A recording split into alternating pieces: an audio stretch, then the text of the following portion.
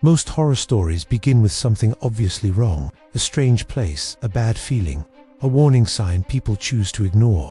But sometimes, the most terrifying experiences start out completely normal. These are 5 true horror stories from people who began their day like any other, going to work, running errands, spending time at home, only for everything to slowly unravel into something disturbing, traumatic, and unforgettable. Story 1. The Morning Joke. I've always been a creature of habit. Every weekday morning, I'd wake up at 6 a.m., throw on my running shoes, and jog the same route through my neighborhood. It was quiet, peaceful, and predictable. That morning was no different. The sun was just starting to come up, and the streets were empty. I passed the same houses, waved at the same early risers, and followed my usual loop that cut through a small park before circling back home. About halfway through my run, I noticed a man standing near the edge of the park. He wasn't doing anything suspicious. He wasn't hiding or watching me. He was just standing there, hands in his pockets, staring straight ahead. I assumed he was waiting for someone, or maybe stretching before a workout. As I ran past him, I glanced over. He didn't look at me. I finished my run and went home without giving it another thought. The next morning, he was there again. Same spot, same posture, same blank stare. This time, as I passed him, he slowly turned his head and watched me run by. His expression didn't change, but something about the way his eyes followed me made my skin crawl. On the 3rd morning, he moved. He stepped directly onto the path in front of me. I slowed down, confused, and asked if everything was okay. He didn't respond. He just stood there, blocking my way. After an awkward few seconds, he stepped aside without a word. I ran past him and didn't look back. That afternoon, a police car was parked near the park entrance. Officers were talking to residents, showing them a photo. It was him. They told me he'd been arrested earlier that morning. He'd been following several women on jogging routes, learning their routines, and breaking into their homes during the day when he knew they were alone. The spot he stood every morning. It gave him a clear view of my house. What scares me isn't what happened. It's that for 3 days, I thought nothing was wrong. Story 2. The wrong delivery. I worked from home and lived alone, so receiving packages was a normal part of my routine. That day, I was expecting a delivery. Nothing expensive, just some household items. Around noon, I heard a knock at the door. I checked through the peephole and saw a delivery driver standing there with a box. Everything looked normal. I opened the door. He smiled and said he needed a signature. I stepped outside slightly to sign the handheld device. As I did, he glanced over my shoulder into my apartment. Wrong address, he said suddenly, pulling the device back. Before I could respond, he picked up the box and walked away, muttering something about checking his route. I went back inside, slightly annoyed but not alarmed. Mistakes happen. 10 minutes later, there was another knock. This time, it was the building manager. He asked if I'd received a delivery earlier.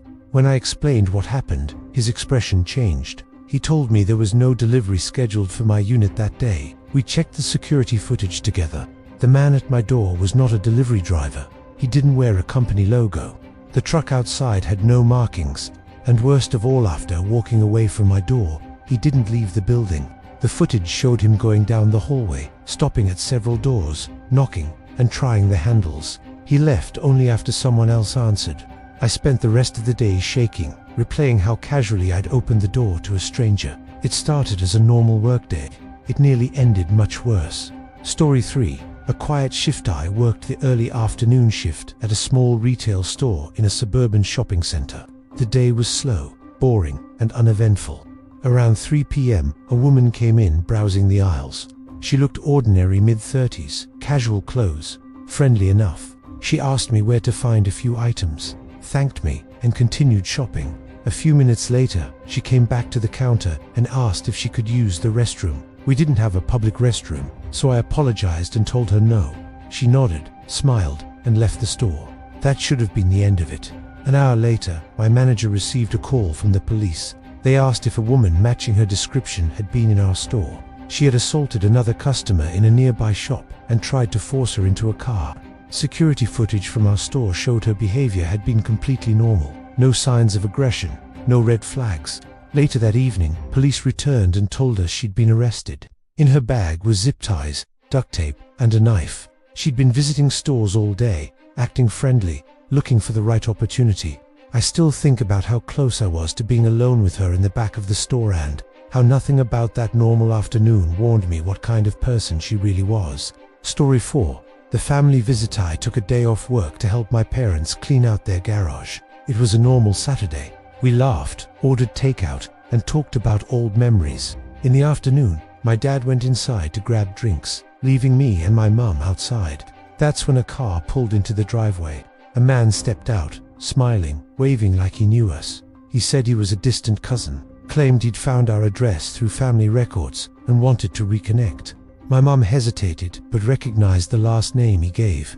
Against my better judgment, we let him inside. For the next hour, he talked non-stop. Family history, childhood stories, places he'd lived. It all sounded believable enough. Then my dad asked a simple question. What was my mother's name? The man froze. He laughed nervously and said he couldn't remember, claimed it had been a long time. My dad excused himself and quietly called the police. When officers arrived and questioned him, the story fell apart quickly. He wasn't related to us. He'd been visiting houses, using public records to pretend to be family. In his car, police found maps with addresses marked and notes about who lived there. The day started as nothing more than a family chore. It ended with the realization that we'd invited a complete stranger into our home. Story 5. The late errand. I ran out late one evening to grab groceries. It was a quick trip: milk, bread, nothing more. The store was quiet, and I was in and out in under 15 minutes. As I walked to my car, I noticed another vehicle parked a few spaces away, with its engine running. I didn't think much of it. As I loaded my groceries, I heard footsteps behind me. I turned to see a man approaching slowly, hands visible, smile fixed on his face. He said he needed help jump-starting his car. Something about his tone felt rehearsed. I told him I didn't have jumper cables. He nodded and took another step closer. That's when I noticed his car doors were opened and there was someone sitting inside the back seat. I shut my trunk and got into my car as fast as I could, locking the doors. As I pulled away, I saw the man's smile disappear. I reported it to the store manager, who checked the cameras. The car left shortly after I did. Police later told me similar reports had come in from nearby stores. They believed the pair were attempting abductions. That errand took 15 minutes. The consequences could have lasted a lifetime. What makes these stories so terrifying isn't monsters or the supernatural. It's the fact that every one of them started as a normal day. No warnings, no alarms, just ordinary moments that slowly revealed how thin the line really is between safety and danger.